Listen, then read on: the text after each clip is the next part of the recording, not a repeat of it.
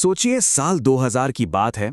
चार दोस्त अभी अभी कॉलेज से निकले हैं, जश्न मना रहे हैं और एक लंबी रोड ट्रिप पर हैं। तभी उन्हें भारी ट्रैफिक दिखता है और उससे बचने के लिए वो एक शॉर्टकट लेने का फैसला करते हैं। एक ऐसा रास्ता जो उनका टाइम तो बचाने वाला था, पर शायद उन्हें एक ऐसी जगह ले जाने वाला था जहां वो कभी जाना नहीं चाहते थे। तो आज की इस कहानी में हम इसी सवाल का जवाब ढूंढने की कोशिश करेंगे। हम एक बहुत ही खौफनाक कहानी की परतों को खोलेंगे और ये समझने की कोशिश करेंगे कि हकीकत और हमारे दिमाग के बनाए हुए वहम के बीच की वो पतली सी लाइन आखिर होती कहाँ है। अच्छा, तो सबसे पहले बात करते हैं उस बदनाम सड़क की जो इस पूरी कहानी के सेंटर में है। एक ऐसा हाईवे जो इतना कुख्यात था कि लोगों ने उसे द डेविल्स हाईवे का नाम दे दिया था। अब देखिए, ये कोई मामूली हाईवे नहीं था। इसका ऑफिशियल नंबर था 666, जिसे शैतान का नंबर भी माना जाता था। और बातें सिर्फ नंबर तक ही सीमित नहीं थीं। कई रिपोर्ट्स थीं लोगों के गायब होने की। कुछ लोग तो मिले भी, लेकिन उनकी दिमागी हालत बहुत खराब थी।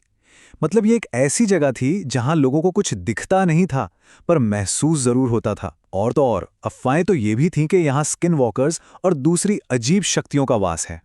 तो अब कहानी में एंट्री होती है हमारे चार दोस्तों की, रोहित, त्रिशा, अनन्या और गौरव। जैसा मैंने बताया, वो एक जश्न की रोड ट्रिप पर थे और उनके सामने एक बहुत बड़ा फैसला आने वाला था। हुआ ये कि वो मेन हाईवे पर बुरी तरह ट्रैफिक में फंस गए थे और तभी उन्हें एक शॉर्टकट दिखा, रूट 666।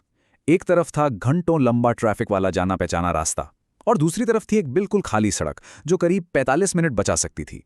चॉइस आसान लग रही थी ना, एक लंबा सेफ रास्ता या फिर एक अनजान तेज रास्ता। और जाहिर है उन्होंने वो शॉर्टकट ले लिया। जैसे ही उनकी गाड़ी उस सड़क पर मुड़ी, मानो पूरा माहौल ही बदल गया। और यहीं से शुरू हुआ एक भयानक सपना। इसकी पहली आहट थी ड्राइवर रोहित के सिर में अचानक उठा एक बहुत तेज दर्द।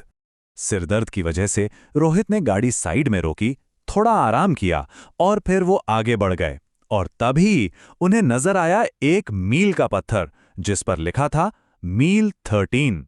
ये बस एक पत्थर नहीं था, ये उनके भयानक सफर की असली शुरुआत का सिग्नल था।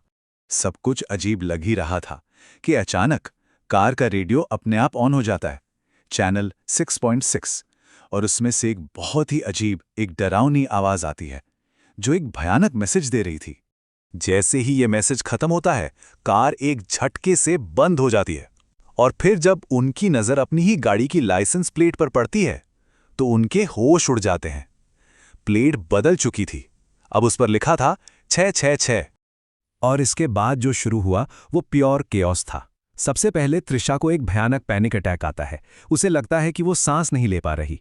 वो जबरदस्ती गाड़ी रुकवाती है और जैसे ही बाहर निकलती है, एक अनदेखा ट्रक उसे टक्कर मार देता है।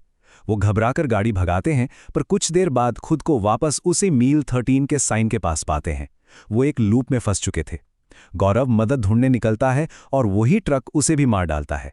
अनन्या पूरी तरह उम्मीद खो देती है और रोहित आखिरी बार भागने की कोशिश करता है, पर ट्रक उसे भी टक्कर मारता है और सब कुछ अंधेरा हो जाता है। लेकिन कहानी यहां खत्म नहीं होती। ठीक जब लगता है कि सब कुछ खत्म हो गया है, कहानी में आता है एक बहुत बड़ा ट्विस्ट। रोहित की आंखें एकदम झटके से खुलती हैं।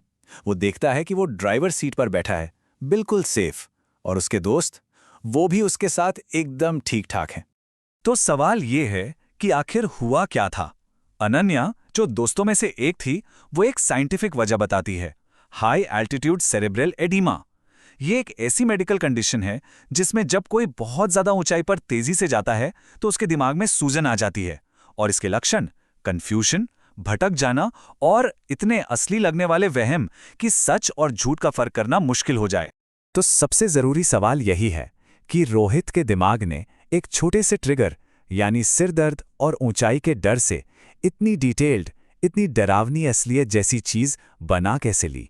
तो चलिए देखते हैं कि वहम क्या था और असलियत क्या थी। रोहित को लगा कि वो रूट 666 पर एक जानलेवा सफर पर है, पर असल में कार सड़क की शुरुआत में ही खड़ी थी। उसे लगा कि एक कातिल ट्रक है, अलौकिक घटनाएं हो रही हैं, पर असल में वो बस सिरदर्द की वजह से 15 मिनट की एक झपकी ले रहा था। उसने अपने दोस्तों को मरते देखा, पर असलियत में वो सब कार के बाहर सुरक्षित उसका इंतजार कर रहे थे।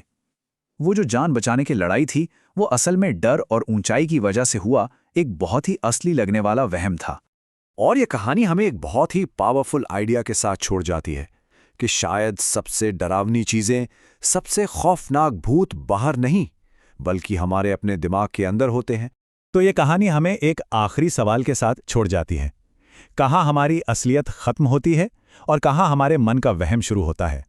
शायद इन दोनों के बीच की लाइन उतनी मोटी है ही नहीं जितना हम समझते हैं।